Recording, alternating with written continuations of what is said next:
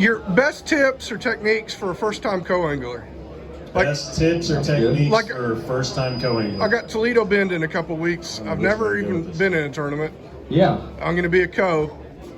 So I think that's a great question because I think a lot of guys struggle with that, right? They get nervous. They, man, I can only bring so many rods. I can only bring so much tackle. I'm not in my boat. I don't have my.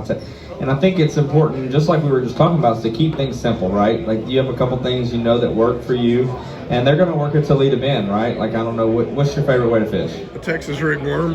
It'll work. I promise. You know what I'm saying? I mean, like, and so. Use that to your advantage. Like keep things simple, do stuff you're confident in, and you can bring a Texas rig worm. No matter, it don't matter what your guy's doing at Toledo Bend in 2 weeks, you can catch fish on that. You can throw a Senko around out there in 20 feet, 30 feet, or you can throw it around up there in 3 feet and catch fish on it. So I would say to keep things simple, do what you're confident in, and pay attention to what your boater's doing.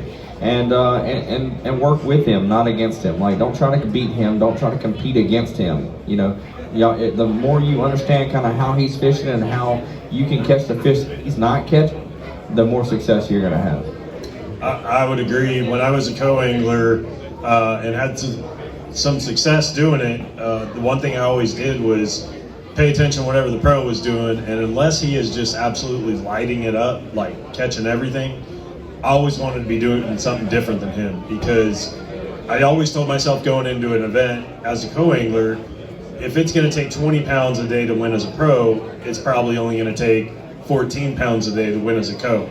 So we're not targeting the same fish, same size fish. And I won 5 events as a co-angler, so like I had some pretty good success with that thought strategy going into every event. And that's where I learned how to become a finesse fisherman, you know, a drop shot, a little Carolina rig, shaky head, wacky rig, all that stuff.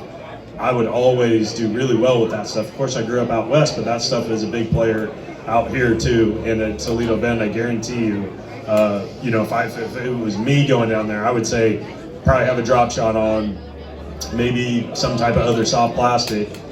Start with that, and then probably, is there some grass coming back? Like the grass is coming back, so you can take that, you know, you trap, you know, red eye shad, you know, something like that, jerk bait. If you had a jerk bait to trap, maybe a little swim bait, drop shot, and like a little Texas rig or Carolina rig.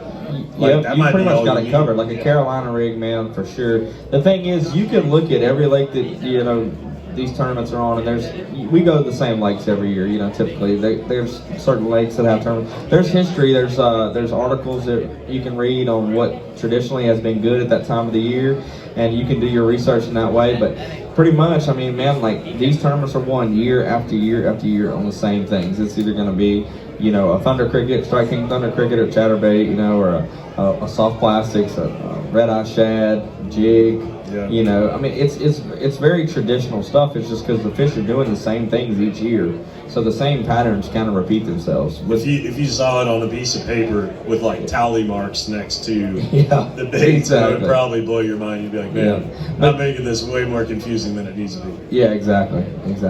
So, not that you're confused. Now, a follow-up to that, since you guys are both with competing companies, favorite Carolina rig bait for each of you? For me, it'd be a Berkeley Power Hog. A Power I Hog. love that thing. and a game hog. A game hog? Okay. I mean, just some kind of creature style bait that mimics a crawfish at this time of the year. And, you know, you can go with like a caffeine shad or something, like a shad style. I mean, there's really only 2 things to mimic, right? It's a crawfish or a shad, you know, when you're throwing a Carolina rig like that. And they may think it's That's a little... popular on Toledo and Rayburn. Oh, yeah. I still have never caught a bass Carolina rigging like a fluke style bait. Way. I never have. Oh, man. And I try it when I go don't to throw Rayburn it. because Keep, it's like, no, I just hear keep people it. throw this thing. But Yeah, don't throw that. No, don't do it. They don't invite it. Whatever. But that's just funny that, you know, it's cool because, man, like, there's so many different ways you can catch them. There's not like a... And I don't have confidence in it. And so that's, if I did, it would probably... That's the whole thing. You can put whatever you want on the back of it. I mean, how many people catch them on that? What's the popular bait around here that everybody throws? The little rattlesnake thing that everybody throws on a Carolina rig? I mean, that... How many bass have been caught in Central Texas on that? I'll never throw it. I don't know one of those. Yeah, I don't have them, but I mean, I know it's a big thing. And what does a bass see down there in 30 feet or 20 feet or 12 feet? how does he perceive that? Like, he's not looking at that going, yeah, that one's made by Strike King. I'm not gonna bite that one. You know, he's just not going to. Yeah. You know, I mean, he's not saying, oh, that's a, you know, game hog or whatever. Like, he's not. I think that's a crawfish. I'm hungry. I'm gonna eat it. And that's the main thing you got to take out of that. You know, I mean, so you got to throw what you're confident in for sure. And find aggressive bass. Like that's what we're trying to do. We're trying to find Exactly. fish that we don't have to talk into biting. They're gonna like Yeah. you throw whatever in there, and it's gonna bite. Yeah, we That's touched what on we're that looking- yesterday. Yeah, Yeah. like if I said this yesterday, but if he's smart enough to know whether or not that's green pumpkin gold or green pumpkin red, I don't need to catch him. He's too smart. I'm gonna go find the dumb one that don't care.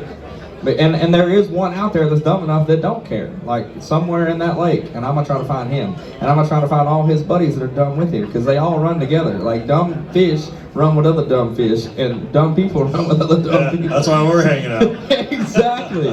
So that's what I'm gonna try to find. Like I'm gonna find the dumb ones. I mean, that's just me. We're just dumb people chasing Just dumb bass. out there winging. And if I make That's enough funny. casts, I'm gonna find one of them dumb ones. And that's That's gonna it. be my pattern when next time I win a tournament. I was Yeah, just looking for on the dumb catch-up days, we'll be rigging up baits for dumb bass. catch-up days. Yep, yep. We were joking about that in the truck on the way over here. We were talking, you know, just about tour life and traveling and stuff, and how much our off days, like, man, it's so nice to have an off day. And then we said, you know what, there's nothing off about an off day, because it is the busiest day of the whole week. And I said, that's a catch-up day. And so we both agreed that we Well- no longer have off days. They're called catch-up days. We had to come up with that term because I have a wife and he's got a girlfriend, and they think off day it's time to play and go do stuff. Let's go And I'm hiking. like, Let's go ride a No, bike. this is catch-up day now. Like, It's still work. I have So, 36 but, yeah, reels to re-spool. I got 36 of them to retie. I done backlashed half of them. It's gonna take me half the day just to pick all the backlashes I out. hope you got an extra room at your house. I might be moving there after I tell my wife it's catch-up day now. And not an off She's day. not gonna be happy about that. Yeah. Oh, well. Yeah.